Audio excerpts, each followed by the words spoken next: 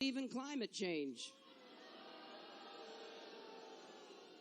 Now, I do believe, just as an aside here, I don't think they're that ill-informed. I think they just do what the Koch brothers tell them to do.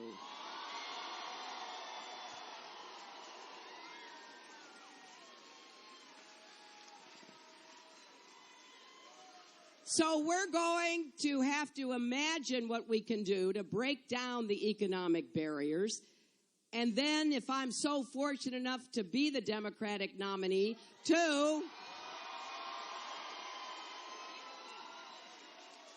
lead a campaign against whoever the Republicans nominate, pointing out the indisputable fact that America's economy does better when we have a Democrat in the White House.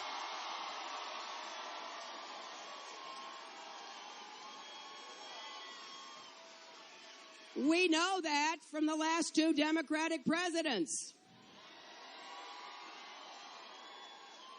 We know when my husband was president, we saw the creation of 23 million new jobs, didn't we? We saw incomes go up for everybody, not just people at the top, middle-class families, working families, poor families. That's what we need to do again. But you know what happened? We were on the right path. We got a Republican president. Now, I hope that you will try to talk to your friends who are of the other political persuasion. Ask them, when has trickle-down economics ever worked for anybody except the richest people who are already doing pretty well? Ask them what actually happened in those 8 years. Taxes were slashed on the wealthy. The Republicans took their eye off the financial markets and the mortgage markets. And you know what happened. We had the worst financial crisis since the Great Depression. And so in came another young, dynamic, Democratic president by the name of Barack Obama.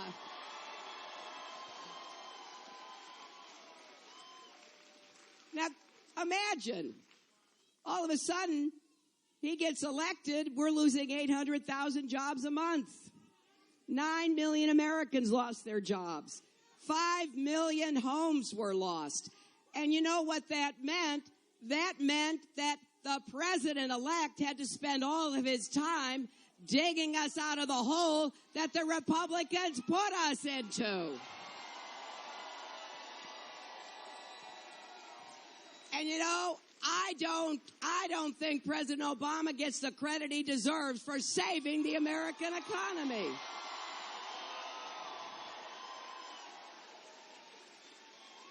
And among the industries he saved was the auto industry and the millions of jobs it represented. And I was proud to vote with him when it counted to save the American auto industry.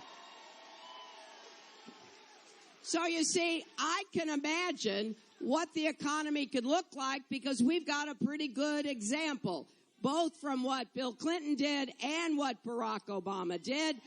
And I'm actually going to get to work on day one to put into place policies that build on President Obama's but take us further, get incomes rising again.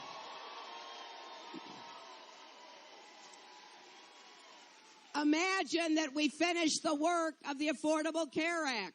You know, before there was Obamacare, there's what they called Hillary Care. Because we've been working to get universal health care coverage, and I was thrilled when President Obama passed and signed the Affordable Care Act.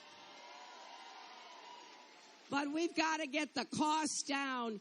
We've got to get prescription drug costs under control so people can afford quality health care.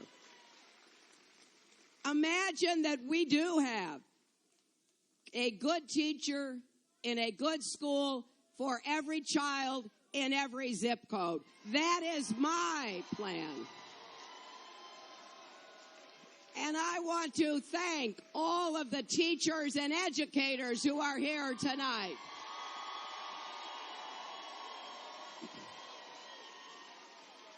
I want to be a good partner with you because here's what I believe. I believe public education needs some TLC. We need more help for teachers. We need more focused learning, and we need the communities to stand behind public education. And I think what's happening in this state with your governor and the Republican legislature is a terrible disservice to the people of North Carolina. For many years, the North Carolina public schools led the way. We all admired what was happening in North Carolina with early childhood education, with moving forward by lifting teachers up, not putting them down. And now the Republican policies are causing thousands of teachers to leave the classroom. They are setting back education in this state. I'll tell you what.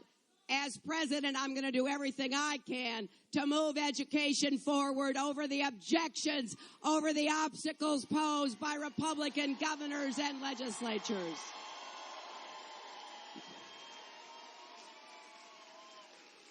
Imagine we finally have early childhood education for every child in our country, and imagine we finally get college affordable again.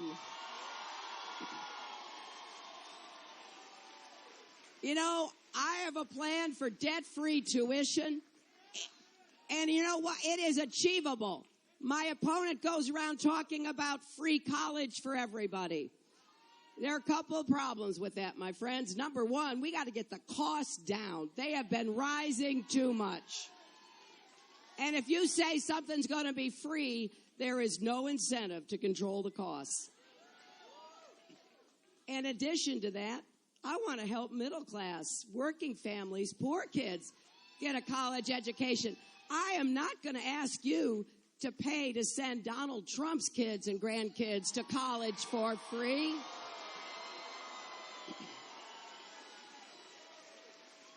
And then we are also going to help everybody with student debt. Who here has student debt? We are going to help you refinance your debt.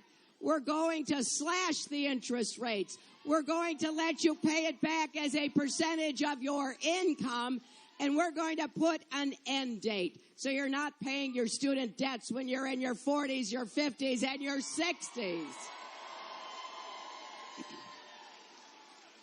We are also going to do everything possible to make community college and technical education more widely available for more people. There are over 1 million jobs in America right now for people with skills. Skills like machinists and welding and electrician and plumbing and carpentry. Good jobs that have dignity and purpose. I'm going to do everything I can to help more young people get apprenticeships, more young people get the skills they need, and let's fill those jobs with young Americans.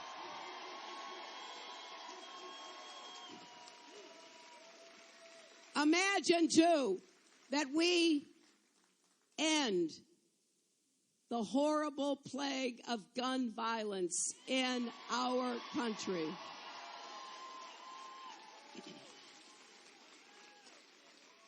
I am well aware that this is a difficult political issue, but I will tell you, it is just beyond my understanding how we can allow 33,000 people a year to die from gun violence. I was in Chicago this morning, and I went to a memorial that had the names of the children and young people killed by guns in Chicago, with their age up on the bricks that were like tombstones. I was there with some of the mothers who had lost their children. And I have met with too many family members who have suffered the unbelievable loss, the pain of a child murdered by guns. Think about the parents at Sandy Hook. You know, you send your first grader off to school.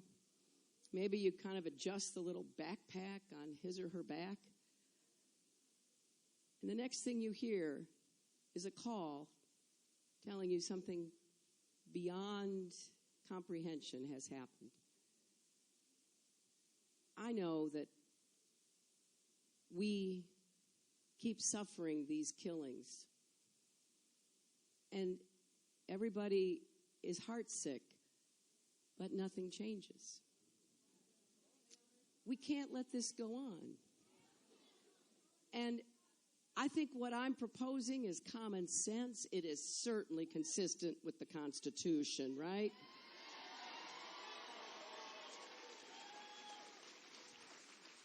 Comprehensive background checks, closing the gun show loophole, the online loophole, the so-called Charleston loophole, ending the immunity from liability for gun makers and sellers. Today in Chicago, talking to those mothers, you know, I met the first name that went up was a young high school honor student. He was on the bus with his friends coming home from school. And somebody got on that bus and began spraying bullets, and this young man just instinctively threw himself in front of one of his classmates. And he was murdered. And I was talking to his mother, and his mother said, you know, he was my only child, and I don't want anyone else to suffer like this. We have to do something. I could not agree more. And 92% of Americans agree with these common sense measures. And 85% of gun owners do. We just have to stand up to the gun lobby that rejects any kind of common sense reform measures.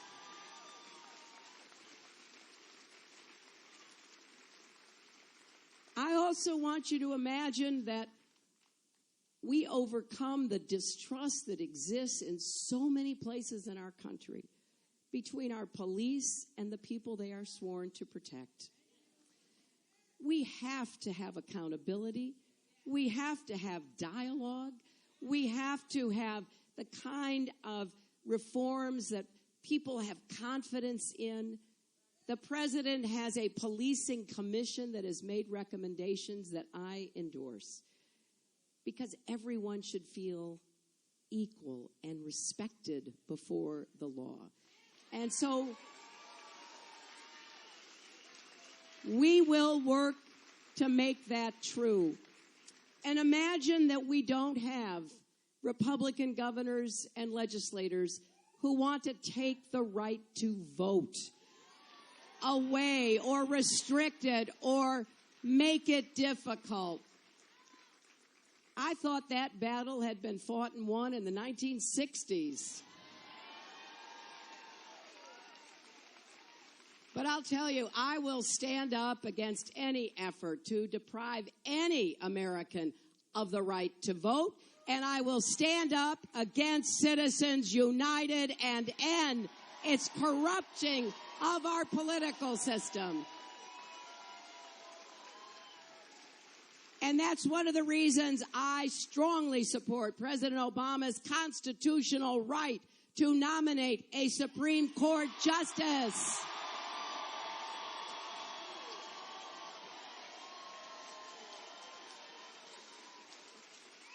We have other work to do. We've got to make sure Social Security is not privatized. We've got to make sure the VA works for all our veterans. We have to protect our men and women in uniform and support their families who are often under tremendous stress.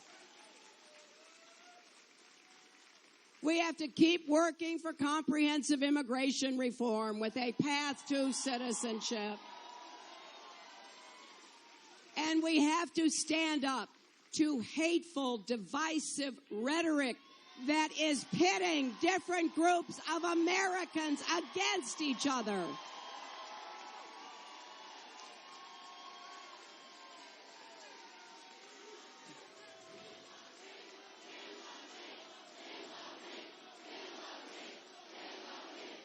Now, you know,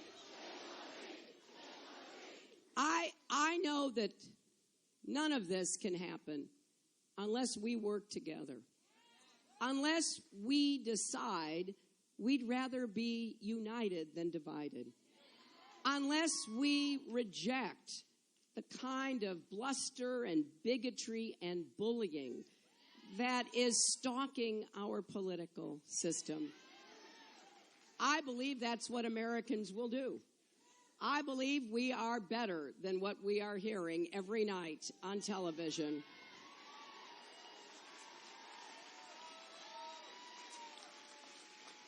I pledge to you, I will work as hard as I can to find common ground. I will meet with anyone to find common ground, to try to move us forward and together. I will also stand my ground on behalf of the values and principles that I think are at the core of who we are as a nation. But I can't do any of that.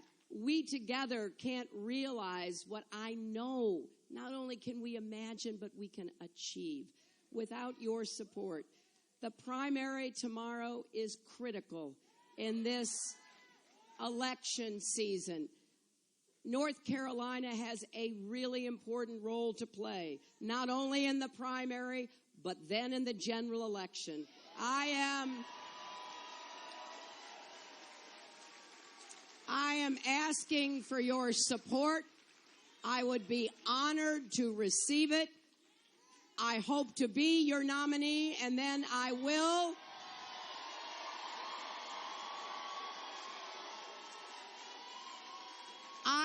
wage a campaign that tries to put America's interests first, that tries to explain what's at stake and how together we can make progress into that future we imagine. I will get up every day in the White House if I'm so fortunate enough to be your president, pursuing the goal that has motivated me since I was a young lawyer, when I first went to work for the Children's Defense Fund.